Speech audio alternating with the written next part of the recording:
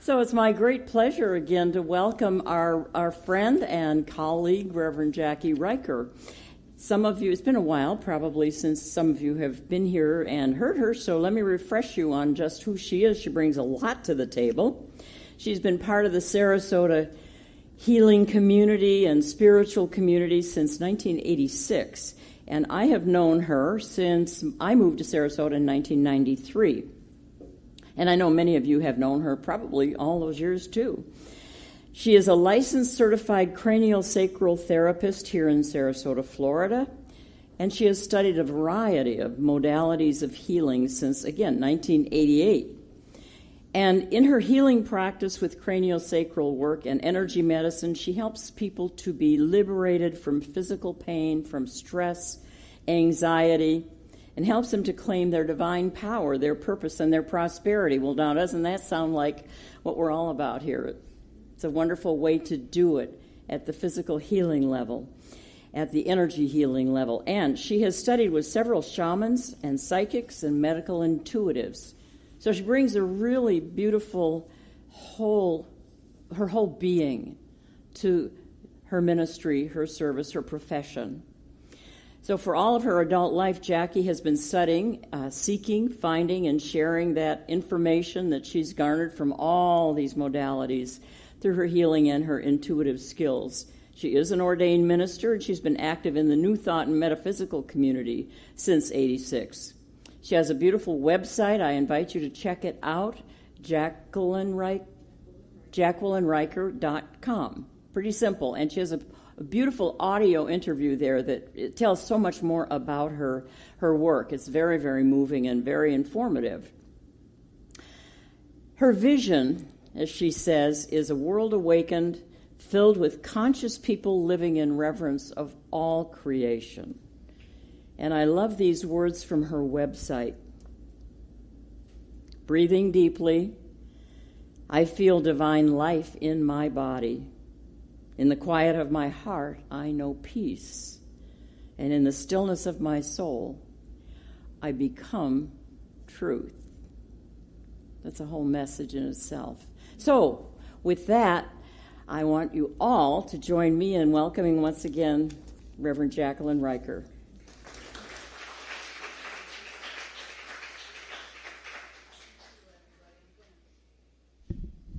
First, I'm going to let you hear me. And I may not stand the whole time, so I'm getting things ready for me to sit if I need to. It's great to be here today. I was supposed to have been here to speak with you in November. And Reverend Karen is chuckling because I probably put a big fly in her ointment that weekend. On the Tuesday before the Sunday that I was supposed to speak, I called Reverend Karen and said, I can't come and speak on Sunday because I just broke my ankle. And that was November 13th that I had that breaking experience. And so, like so many of the words we just heard in the songs, I was given a really clear message by the universe. Stop. Okay. I couldn't walk for 3 weeks. I couldn't drive for 5 weeks because it was my right foot. And I had the boot on. And so there I am, sitting in my living room with my foot elevated with the boot. And there I am in the silence, in the quiet of my heart, in the peace of my soul. And of course, I said, okay, I'm talking to my soul now and to universe. I'm saying, you have my attention. I am listening. What am I supposed to know from this? So I let that percolate. I sat in the silence of it. I didn't have much choice. And what I heard was, it's a breaking experience. Okay, yes. My bone was broken. And by the way, I hope you never have to hear the sound of your bone snap like I heard. That was a real awakening. But what it was about was breaking out, breaking through, and breaking free. Now, I'm going to expand on all of that. Breaking out of the spell. Oh, we are all under all kinds of spells, and I'm going to talk more about that. Break through your blind spot. We all have blind spots. Most of the time we don't even know we have blind spots because we're blind to them. And break free from assumptions. And break through to being able to live wholehearted well-being. Wow. I sat there with, of course I was writing all of this down. I said, yeah, this is a Sunday talk and then some. This is for me to live the rest of my life with this information, with this dynamic. Because it was on so many levels that I also heard the words, Jacqui, mend what has been broken.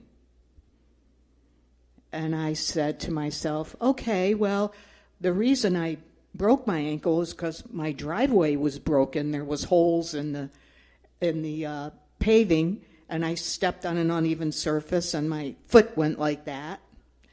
And so, yeah, okay, that's the physical level.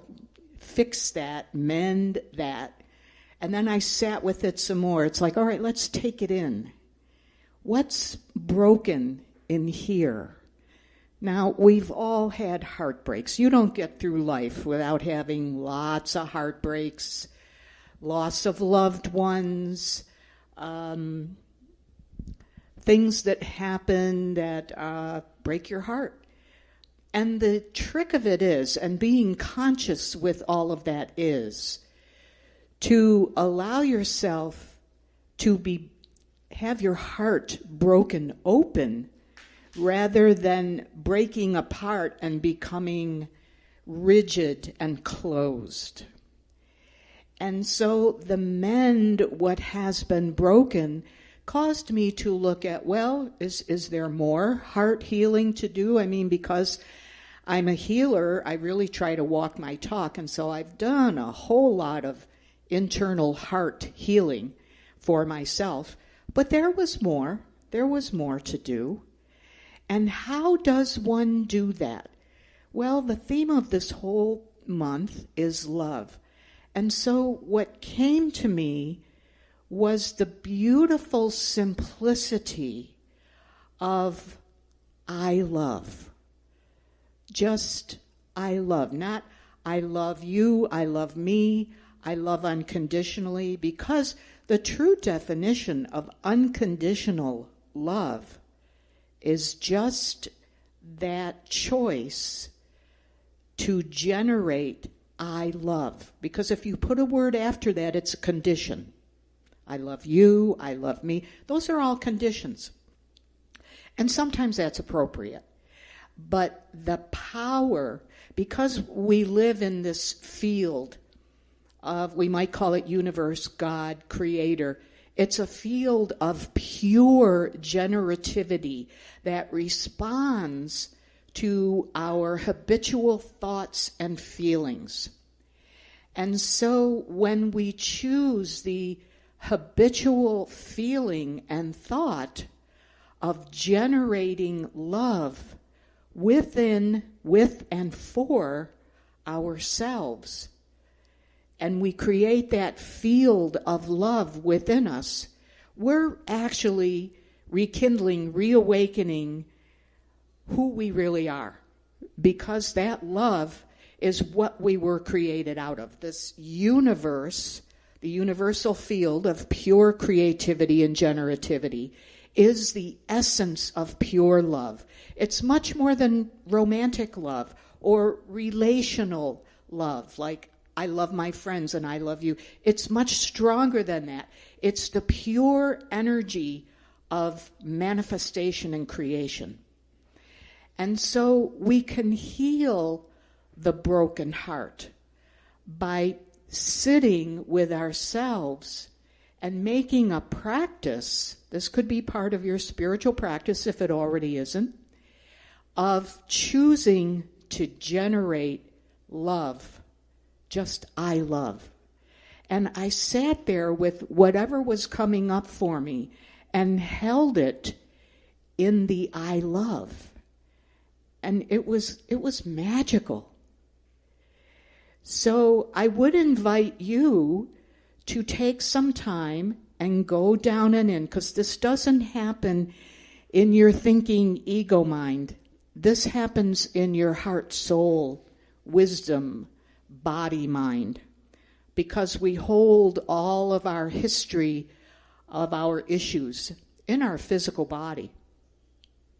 And so when you sit with your physical body, and you can heal your physical body. I spent a lot of time with my hands on my ankle, healing that I love. Oh, my poor ankle, you got hurt, traumatized. Love the ankle. And it healed pretty miraculously, I have to say. The orthopedic guy was really surprised.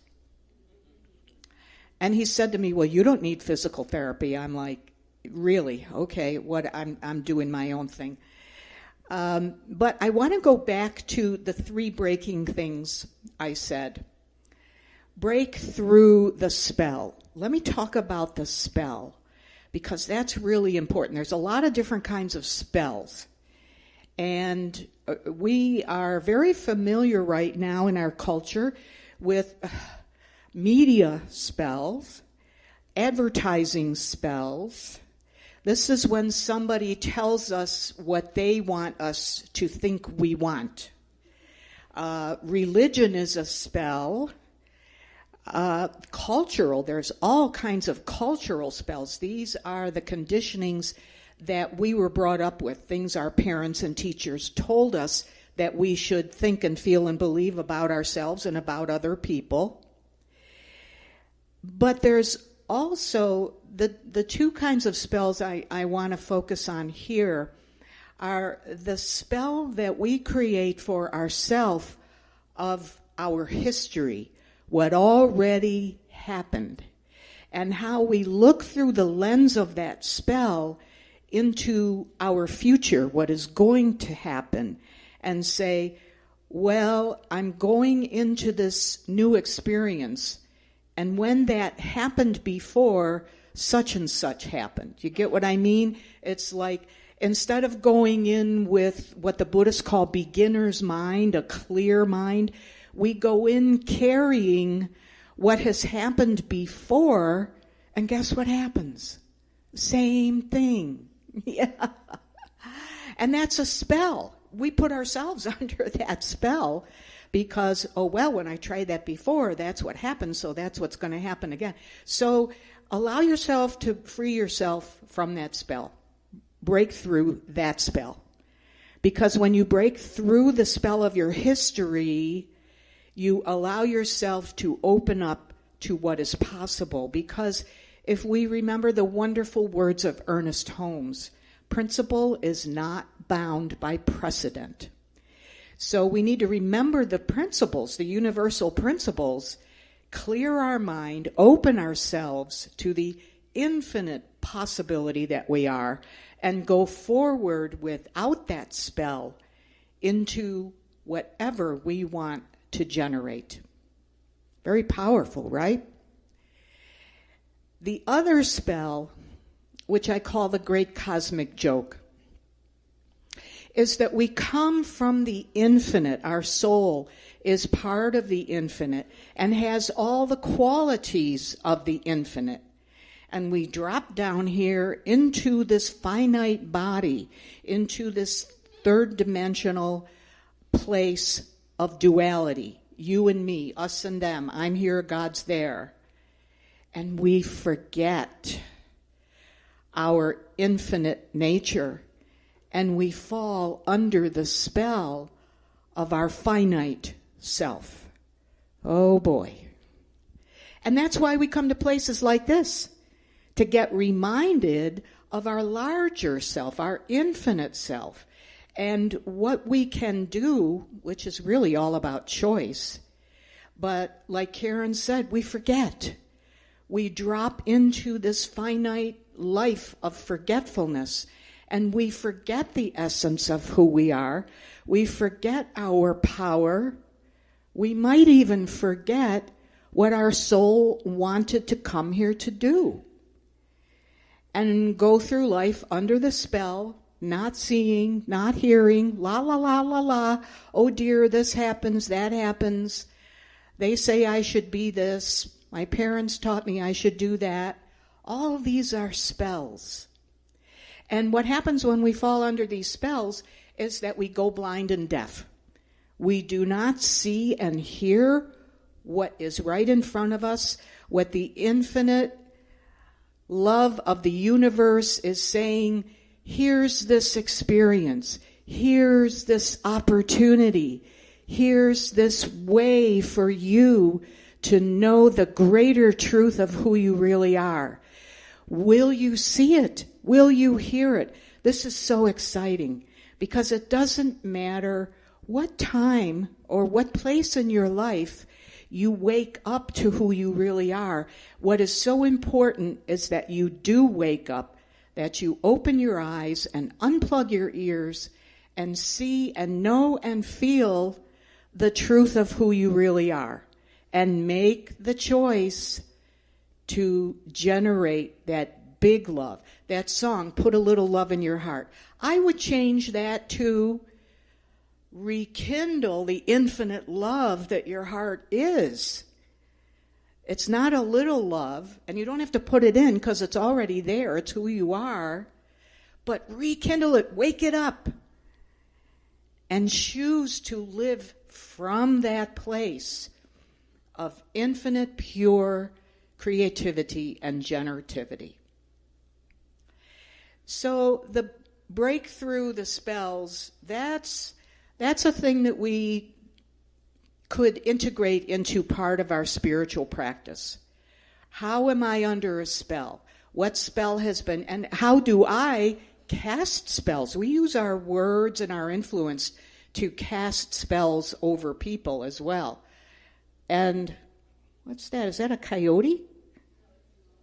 It's a dog. Oh, okay. Yeah, I'm under the spell of, there's so many coyotes, people's cats are in trouble, you know. And so we need to remember to always be aware. Awareness is the most important thing of the spells that are being cast. And how do we tell that? When you open your heart, when you heal your heart enough to have it open so that you can sense what's coming at you in the words of people, in the words of media. Your heart is your truth meter. And so if you've closed up your heart because you've been hurt and you don't want to be hurt again, that's understandable. But you're also closing up the ability to sense truth or not truth when it is being spoken or acted.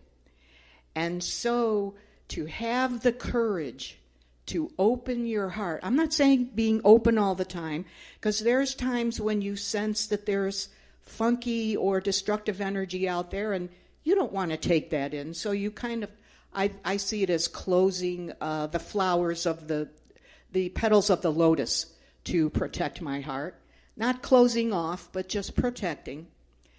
And so you want to be able to have that truth sensor open, your heart, your greatest truth sensor. Your mind is not the greatest truth sensor, because your mind itself will lead you down the merry path of who knows what sometimes. Not all the time, but it can.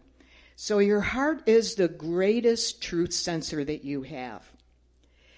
So healing your heart by being I love in your heart, with yourself, for yourself. Now here's part of the cultural spell, is we are mostly not encouraged or taught how to love ourselves.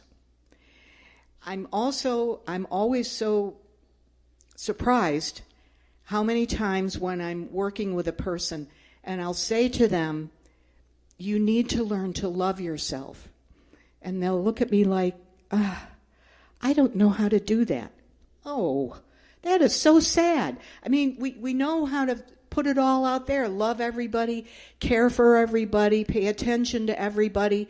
But to turn that within, I think a lot of times we're taught that that's selfish. Selfish, it's not. It's real, and it's what we need. And when we do that, when we build our foundation of that self-love, then it just freely flows out for everybody. So awaken from the spells, whatever they are, with your awareness, with your love, break through to your wholehearted well-being. Break out of your blind spots as you sit in your silence, as you go into your stillness, down and in. Your blind spots will become apparent to you. The blind spots are where we are in denial, where we say, la, la, la, la, I don't want to see that. I don't want to know that about myself. I sure don't want anybody else to know that about me. So we put it in our, what some people call the shadow. We bury it. Or if we've had a trauma that was too much to process at the time, it goes into our body, into our tissues. And so when we sit in I love with ourselves, those things might come up. And remember to always hold those blind spots in your I love, because that's how they soften and open, and it becomes okay to see all of who you are, because that's what wholehearted means. Your whole person, your whole being, and that leads you to your well-being, because we cannot be whole and well until we acknowledge and hold all of who and what we are. Because we brought all of this here for a reason: to love, to know, to be aware, to share our life purpose and our gifts with people. And when we move into that wholeheartedness, it is for ourselves, but that wholeness, that well-being radiates out to everybody and everything. Even your plants will feel it. And they will blossom and thrive. All the people around you will feel it. They may even say, wow, you look great. You look younger. What face cream are you using? Did you get a facelift?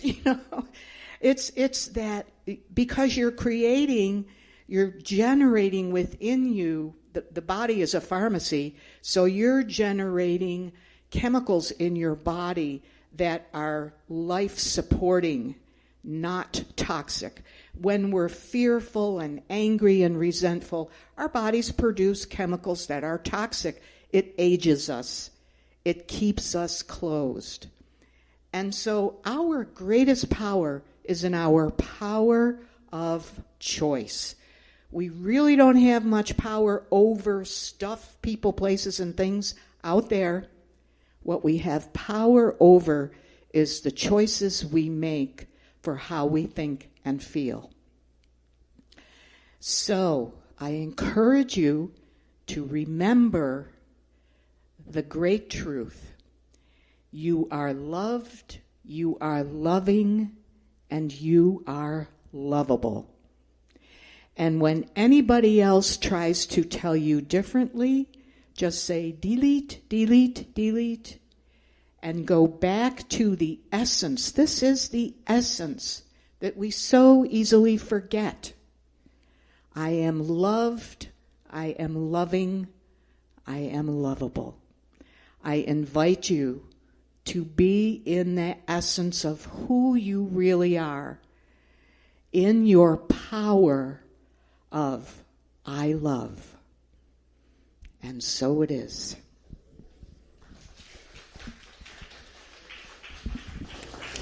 Thank you, thank you, thank you. And Bob is going to anchor that. Thank you so much. It's a lot to think about. It's going to be a podcast on our